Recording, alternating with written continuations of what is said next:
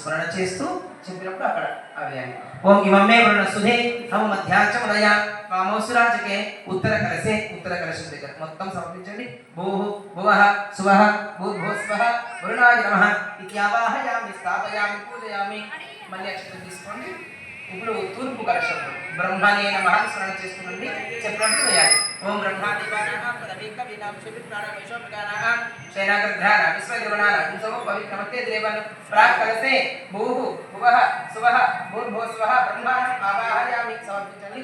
చేదేవించండి. స్థాపయామి పూజయామి. మళ్ళీ తీసుకోండి. ఓం వాస్తు పురుషాయ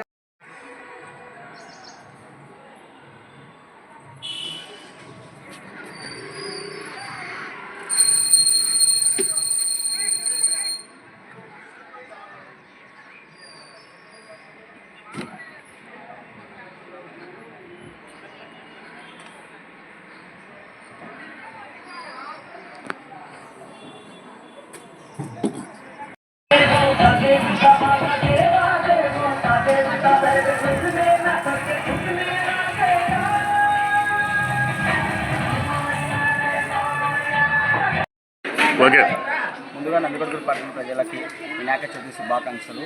ఈరోజు నందికొట్కూరు పట్టణంలో కోటగిరిలో విఘ్నేశ్వరుడి ఆధ్వర్యంలో పర్యావరణాన్ని పరిరక్షించాలనే ఉద్దేశంతో విఘ్నేశ్వరుడి ఆధ్వర్యంలో గత 10 సంవత్సరాల నుండి కూడా మట్టి విగ్రహాలను పెట్టి పూజించడం జరుగుతోంది.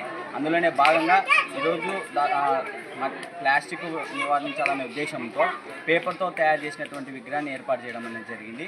ఈ యొక్క కారణం ఏంటంటే పర్యావరణంలో 10 రోజులు చూసుకున్నట్లయితే పారా ప్లాస్టిక్ వల్ల ఎంత అనర్థాలు జరుగుతున్నాయి, జల కాలుష్యం అనుకోండి, ఇలాంటివి అనేక రకాలుగా అనర్థాలు జరుగుతున్నాయి. కాబట్టి మేమంతా కూడా ప్రకృతిని కాపాడాలనే ఉద్దేశంతో ఈ యొక్క వినాయకుడిని ఏర్పాటు చేయడం జరిగింది.